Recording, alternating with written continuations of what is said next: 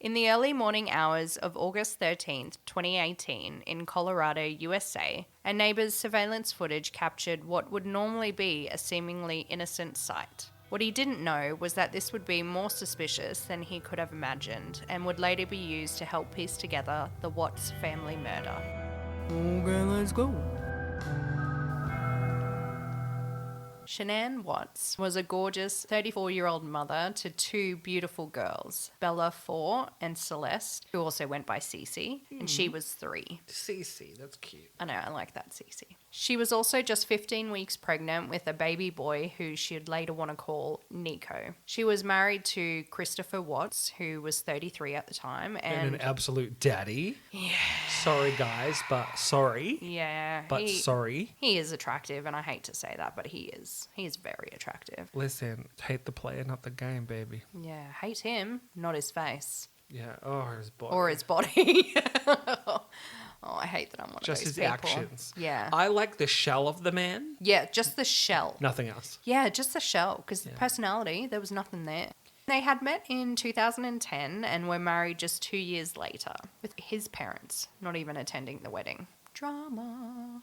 Her social media presence showed that she had a wonderful life. She worked for a multi-level marketing company that had her travel a lot, earn a fair bit of money, and introduce her to plenty of new people. Can I just say something like a little bit controversial and probably more so for like the older people here that are still using Facebook a lot? Yeah. People who like to portray that they're having a really fantastic life are usually not. Yeah. That's just my opinion. It might be also proven by a lot of people, but just had to be said, so.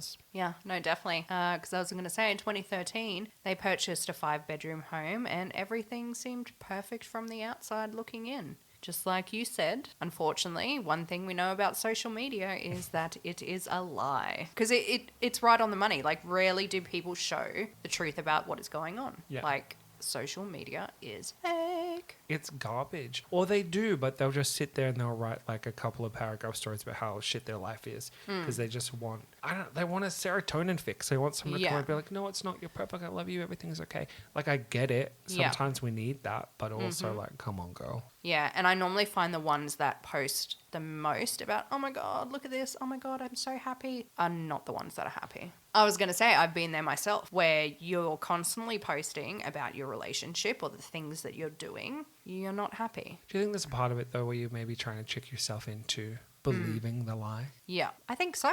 Yeah, I think so. It's like, if I can fool everyone else, then maybe I'll start to believe it myself. Maybe I can trick myself into thinking I am happy.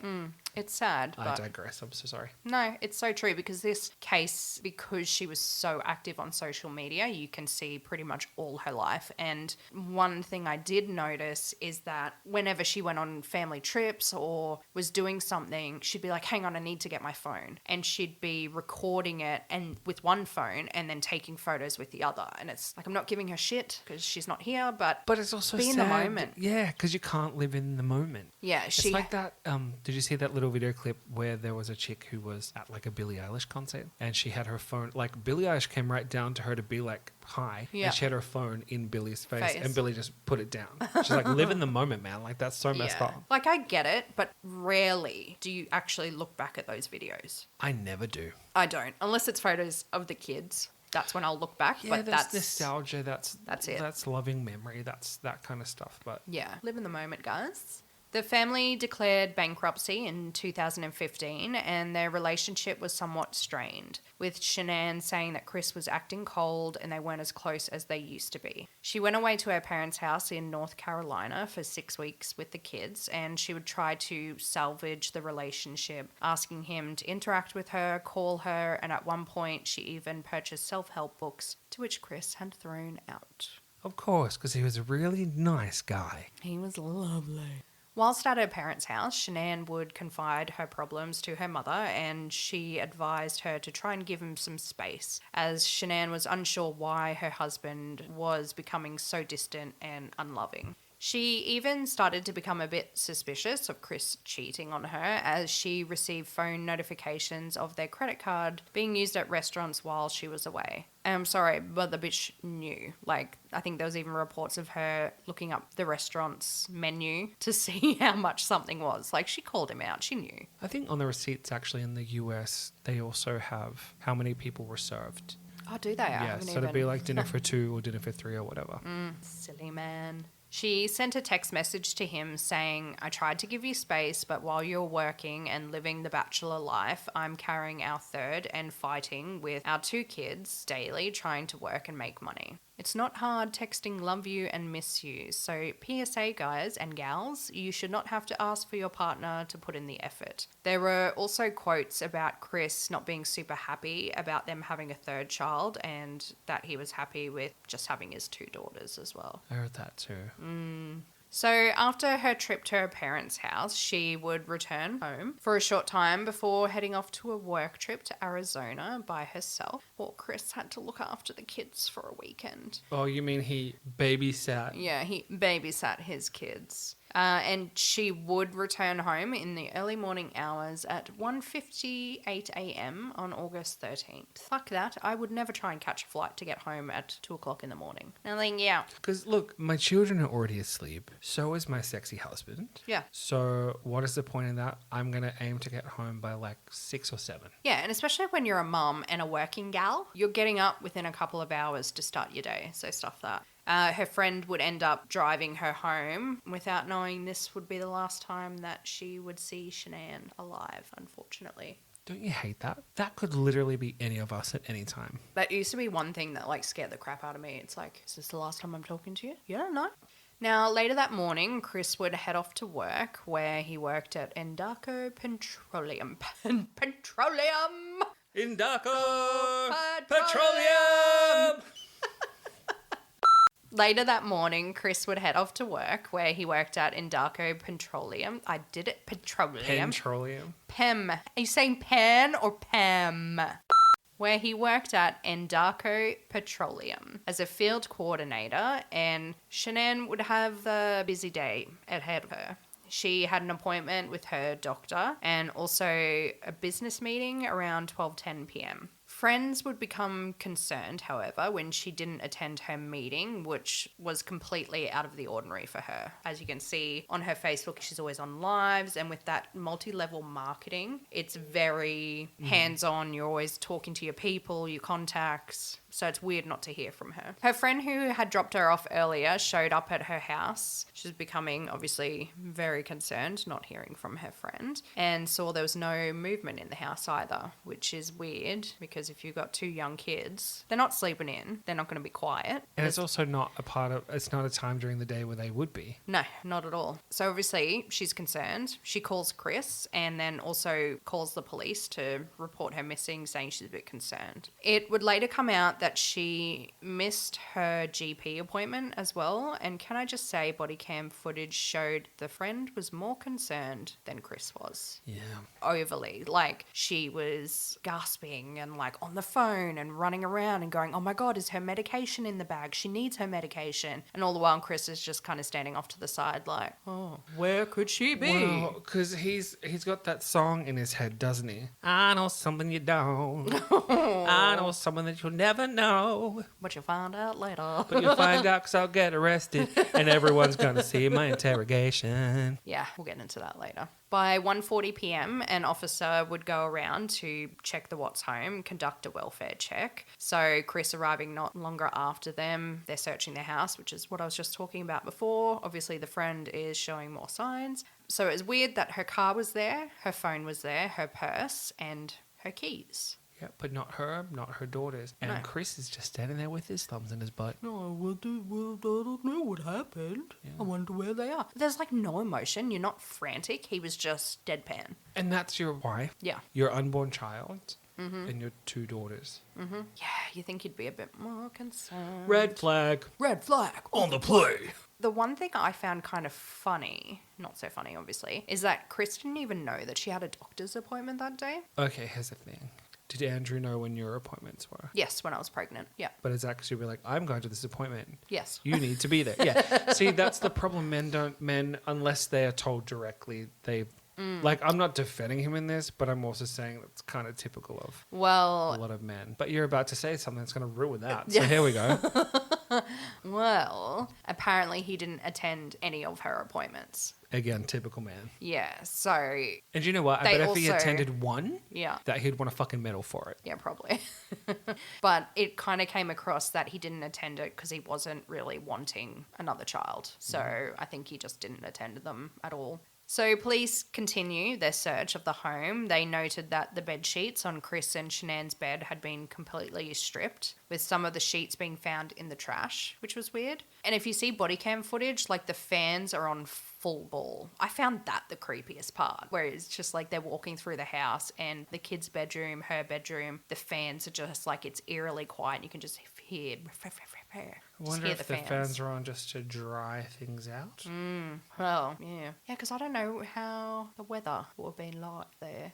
From memory, August, it's fall. Yeah, so it wouldn't be like hot. For them, so it wouldn't be hot. Colorado does get kind of cold too, though. So the temperature wouldn't have been crazy. Yeah. So I don't think there would have been a need for the fans not to be on full ball. Yeah. On the 14th of August, 2018, Chris would do an interview with Denver 7. You must go take a look at this and tell me what you think. As Joey, I know you've seen it, and I don't know, I think he kind of takes the cake of husband pretending that he's concerned for his wife, because he did not show anything. He did not even try to... He smiled a lot as well. Did you notice that? Like, he smiled a lot. There were so many desynchronizations in this man's face, but on top of that, I concur with what you said. He didn't even try. Yeah, like he was stuttering, almost more so he was worried about what to say, like he's rocking to the side, and just weird creepy smiles in between. And those eyes, they were fucking blank. Which is funny though, because like if you research this man, it doesn't take very long to see that he's like a very like cocksure man, you know? So he's not the type to be nervous or the type to be quiet or anything. He's quite outgoing. So to see him like that in the interview, it's very interesting. Very, very weird. During the interview, he pretty much gives reporters a rundown of what's currently going on. You can hear dogs barking in the background. They've got the cadaver dogs going through the house. He's pretty much just saying he misses his kids. He has no idea where they are, blah, blah, no emotions, no tears, just the blank stare, stuttering, and that weird, creepy smile. I don't know if you noticed, but he was also not wearing a wedding ring, which I found a bit odd. Like if you're going to go on TV talking about your missing wife and kids, maybe have that on show. Don't have your arms crossed showing. Your wedding band. Yeah. But I mean, there are a few. I've heard of a few people who are married that don't wear a wedding band. Yeah. I go without sometimes because I just couldn't be. But you know what? To sell it, I would have probably put it on. That's what I mean. Like if you're selling this story, put a bit of effort. Also don't listen to our podcast for advice on how to get away with murders. Please. If you want to sell an interview, we'll write a book about it. Yeah. The reporter did ask if they had argued at any point before she went missing, to which Chris stated, "It wasn't like an argument. We had an emotional conversation, but I'll leave it at that." Yeah, because I killed her. Yeah, and we'll find out later what that conversation was about. So, of course, you're not going to want to tell reporters. He also kept going on about if they were safe or not. One statement stood out to me, and it was when Chris said, "I just want them back. I just want them to come back. And if they're not safe right now, that's what's tearing me apart, because if they are safe, they're coming back. But if they're not, this has got to stop, and somebody has to come forward. You, sir, you have to come forward." Like, I just found it. Did you, like, what? It's a very strange statement. Yeah, like, it's weird. I want you mung beans to go have a look, or if you have watched it before, and let us know in little, Spotify comments, because obviously you're already following us on Spotify or any of the other platforms. Let me know what you thought about the interview, because I just thought it was probably one of the worst ones out of all the cases I've done with men pretending to care about their family. Yeah, at least the other ones, like, pretended to cry. Yeah, like, tried to show me. He was just like, yeah, smiles. I just don't know smiles. Like, or that fluffy rat who killed his neighbor and they found her body in the bin. Remember your case? Oh, fluffy rat. He looks like a fluffy rat. Yeah. He's like, what? They found the body?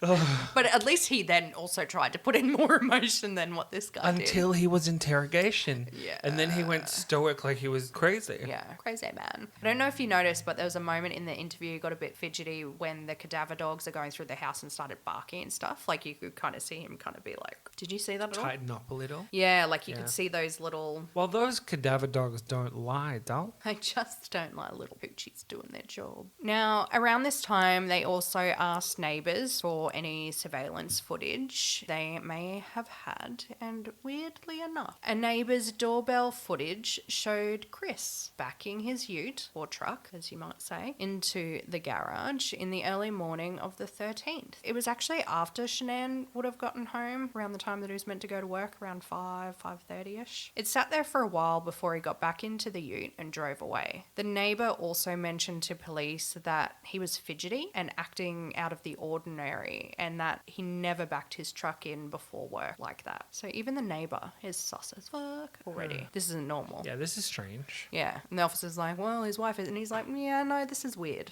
Yeah. Well, because I mean, like an outsider, someone who's not familiar with your actions, is probably gonna be like, who gives a shit? He just reversed in. Yeah, like cool, he just reversed it. And I noticed when Chris was standing next to the TV while that footage was being played, he wasn't looking. He was kind of like off to the side. It's like, wouldn't you want to check to make sure that he didn't actually catch you doing something? Well, I think that's also a part of the downfall of people who maybe commit murder that don't really plan things through properly. Not saying that you should plan things through and check kill for people, cameras. but they get this idea in their head that they must kill for whatever reason. They don't think about anything after that. Yeah. Or they come up with like a really weak, not an alibi, but an excuse or a story or something. So, and that's what he did here. Weak ass. No surprise, Chris was arrested for suspicion of murdering his family, and during police interviews, which you can see a lot of, he would say that the focus of his and Shanann's relationship went on the kids all the time, and that as the relationship went on, he felt the disconnect, quoting that we didn't have those deep conversations anymore. Do you know how to change that? Yeah, You communicate. start having those deep conversations again. Yeah, and there are so many messages as well that Shanann was sending where she is trying to communicate with him and he's just shutting it down or just being like, oh, I do love you, blah, blah, blah, blah, blah. They even brought up how his wife was in a marketing sales group and, you know, plugged in to her phone and time spent building her business, to which I might add you can see lots of photos on Facebook, as I said earlier, where she's taking Chris along for the ride as well. Like, you're going on these holidays and these trips with your wife. Yeah. Be grateful. Communicate. He also failed a lie detector test by an enormous margin, and I can feel, I don't know, I felt like the officers were leading him, which is what we were talking to earlier, and we'll put a pin in that because I'll get into that a little bit later as well.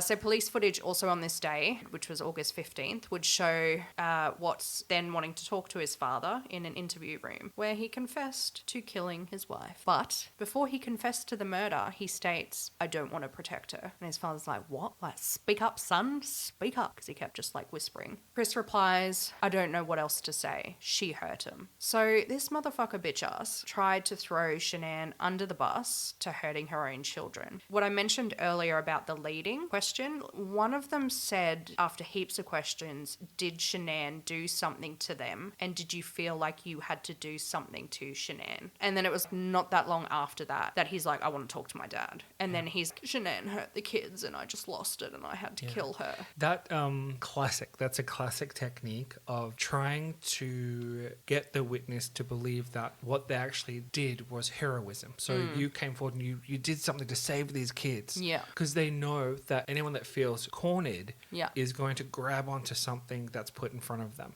So yes, they are leading, but they're also allowed to, because they're trying to get to the nugget of truth that's in there. And in this case, that's him admitting to killing Shanann. I think it just pissed me off because then he just took what she said. Yeah. It's like, you didn't even own up. And they kept being like, come on, we know there's more. And he's just like, no, I didn't do it. And they're like, come on, no, I didn't do it. Everyone knows. Everyone knows. Even your neighbor knows. Just admit it. At this point, my guy, it's tattooed on your forehead. Yeah. He then went on to say, and then I killed her. I freaked out and hurt her. He then said, she smothered them. I didn't hear anything. And then he kept changing to saying I was downstairs and then I came upstairs, and it's just fucking all bullshit. All bullshit. Well, he's also just then brought forward the manner in which his daughters died. Yeah. He said, she lost it because I was talking about separation. Shock horror. This is another case of a man murdering his wife and having an affair. Dun, dun, dun. Which I'd really like to get into because when I was doing this case, I was listening to another podcast, Crime Junkie, and they were talking about family annihilators, how some have a mistress and think for them to start over again, they need to just kill off everyone in order to have this happy life. And it really got me thinking, I'm like, I'd really like to do or look into more about family annihilators. Just in general, like family annihilators as the case instead of like actual. Because I feel like that's what a lot of my cases are this season so far. There's a couple. Just a few. But I mean, John's. Sorry. Over the last 3 seasons, you probably had a handful of them, which is fine. They're fascinating cases. Horrible. It's strange that, like, the easier thing for them is to murder these people they love instead of just saying, I'm not happy, I don't want to be here anymore. I want a divorce. Now, before we dive into this affair, I just wanted to go into something first. Chris had a YouTube channel, which you can find online currently, that was posted in 2012, where he talked about communication, relationship deterioration, and repair. And I just want to grab a snippet of what he says because I'm kind of like, really? Oh, tell me all about it. Have you seen his YouTube channel? I never looked at it. Oh. So, quote, the relationship begins to fall apart, crumble or fail. You have weakening bonds, you get bored of the everyday routine, and you need distractions such as work hobbies, relationships, no matter how harmless, even at the job. You might meet a new person and could strengthen into something else and could weaken the bond you have with the partner you have. Foreshadowing. Yeah. I just found that wild. Like, he did a presentation on it neck minute. Well, a few years later, but still. So, the affair. Let's dive into that, shall we? Chris met Nicole Kessinger. Chris met Nicole Kessinger, who was 30 at the time, through work, roughly around June 2018. She thought he was very attractive and noticed that he didn't wear a ring. He had told her that he was separated and was in the middle of finalising a rather amicable divorce. And by early July, they were in a physical relationship, seeing each other up to 4 or 5 times a week. It was so amicable, the dang wife didn't even know about it. That's how amicable it was. And Mama, you just wait until we get into it all, because it just, this bitch frustrated me. In an article, she states that she asked Chris to take things slow and that he should focus on helping his daughters during the divorce. So, besides me being sarcastic, you might be thinking, oh, that's actually kind of nice. You know, looking at the kids as an outside person. Yeah, no. A letter from Chris would come up in court and I wanted to read it because it's gross as well. It was to Nicole and it read, Nikki, wow, where do I even start? I'm not going to be able to read this without sarcasm in my voice. Really? That first line did not give that I know, away. not at all. Wow. Oh, wow. Nikki, where do I even start? I don't know, like you might normally be like, oh, that's cute, you know, when a guy's writing you a letter, but when you know what he's done. But I also know he married, girl. Yeah. I can't view it as... Sorry, anyway, I yes. know. How? Read me this letter. Go on. The first day I saw you, you took my breath away. The first day I had the guts to talk to you, I got lost in those stunning green eyes. The first day we hung out in the park together. What are you, 12? I knew I was addicted. The first time we kissed, I knew I had me the most amazing, unique, and electric woman ever. All capitals, exclamation marks. We have a lot of firsts together, Nikki, and I want to keep having them with you. All night till the sun comes back, I wanna love you like that. Love, Chris. Took his breath away, huh? Like he did to the 3 people in his home. Yeah. No.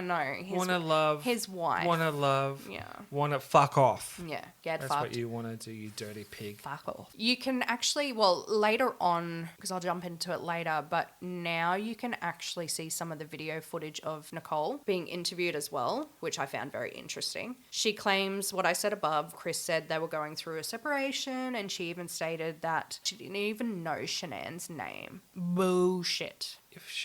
If when they met, he said that she would have known it. Oh, yeah. Funnily enough, it came out that this was a lie. Nicole had actually been Googling Shanann's name back in January 2018. Shock, horror, right? And they would actually go on their first date around Father's Day. How cute is that? Now, Shanann actually posted a public Facebook post of a tribute to Chris saying, "Happy Father's Day, blah, blah, blah." Like, I'm sorry, but she would have known. And Shanann was public with her Facebook stuff, which was saying Chris. She knew. Tagged him? Yeah, I'm pretty sure. Which means that anyone that follows him... Yeah, but it was a public post. So if she's searching for her, which she was, she would see right there. He's married. So as I was saying before, phone records would even show that she was frequently stalking Shanann's page. You can see in the interview she looks rather nervous and was actually rather reluctant to hand her phone over to police. I mean, I would too if I had deleted a bunch of messages and was lying to the police, just saying. Gasp. Remember earlier how I said that she wanted to take things slow, and even in her interview she was telling police? Well, on 4th of August 2018, she spent 2 hours searching for wedding dresses and even Googled marrying your mistress. So weird. She didn't know. No idea. No idea. She even made comments to Chris about hocking his wife's ring that he found once she went missing, and only came forward to police to be like, "Hey, we're having an affair," after she found out that her work had found emails of the two of them and had forwarded it on to police. She was sneaky. No, she was trying to be sneaky. Yeah, trying to be sneaky. She also Googled things about text messages, like how long do phone companies keep texts, can cops trace text messages, and of course made sure she deleted her search, but obviously they can still find it. There is even some talk that she may have had something to do with the murders because phone records showed, so this is allegedly, but phone records showed that the day of the murders she didn't make any phone calls until 2:26 p.m. that afternoon, which was out of the ordinary for her because usually, which this is just wild to me, she had one call an hour. We went through the phone records that was submitted in court. And then all of a sudden... On that day. On D-Day,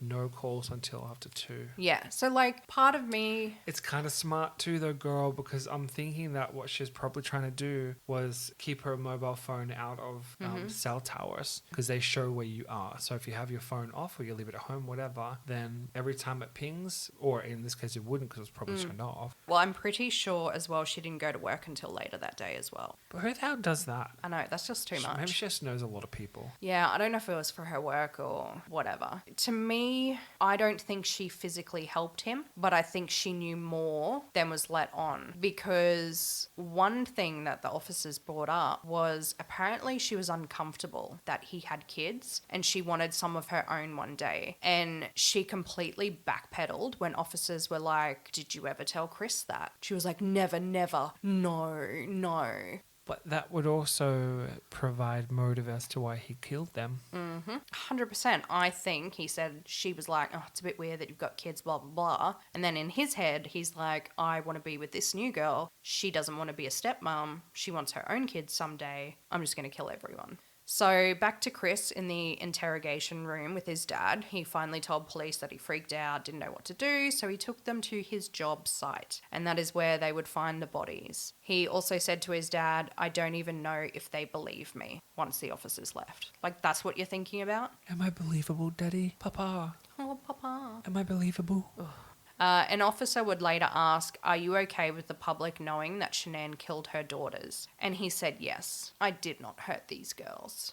That's like another situation where they've asked a very specific question. He just needs to answer yes. If that were the truth, he's added like a little extra little piece of "I did not hurt.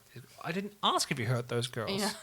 You fuck. One thing to backpedal a little bit, which I kind of found funny, is when he went for the lie detector test, the police officer, did you watch that? She was like... Probably did. It was a while ago. Yeah, she was like, "Oh, it'd be pretty dumb if you'd done something and you'd come in for a test. Like, that'd be pretty stupid of you to come and sit down and do a lie detector test." And he's like, "Oh, yeah, I know." And she's like, "You'd have to be real stupid to do that because we'd catch you." So back to the morbid part. It wouldn't take long for police to find the bodies of Shanann, Bella, and Cece. He had dumped the bodies of his children in oil tanks. They were placed through a small hatch that resulted in Bella having tons of scratches all over her body, and a tuft of her hair had been ripped off her head from being shoved into the tank opening, which is just over 8 inches long. Shanann was found out further away from the tanks in a shallow grave. A post-mortem would show that Shanann had been strangled and they found no signs of struggle, just bruises around her neck. In my mind, I'm like, was she sleeping or was she unconscious, like when she was strangled? Or was she just kind of like, I don't know, accepting? I mean, of he's a bit of a tank. Yeah, he was pretty, yeah. And But she you wasn't think, that big. Like, I think you'd struggle a little. well, that's where you get scrappy, Yeah, right? you'd think. That's where I would just try to scratch the shit out of someone or try to bite them. The girls had been smothered. Cece showed no signs of a struggle. However, Bella had tried to fight for her life. November 19th, 2018, to avoid the death penalty, he would plead guilty to killing his pregnant wife and their 2 daughters. He was charged with 5 counts of first-degree murder, 1 for each person he killed, along with 2 additional counts for his daughters who were under 12, 1 count of unlawful termination of a pregnancy, and 3 counts of tampering with a deceased human body. One thing that annoyed me in court, his parents took to the stand and did like a statement or whatever. His mother and Shanann, well, his side of the family and Shanann didn't get along at all. They didn't attend the wedding. They didn't like Shanann. They thought she was taking their son away from them, blah, blah, blah. Have him back. Yeah, because I think they were all in North Carolina and then Shanann moved to Colorado, so he went with them. And they had a couple of falling outs anyway. During the statement, she turns around and looks at him and goes, "We forgive you."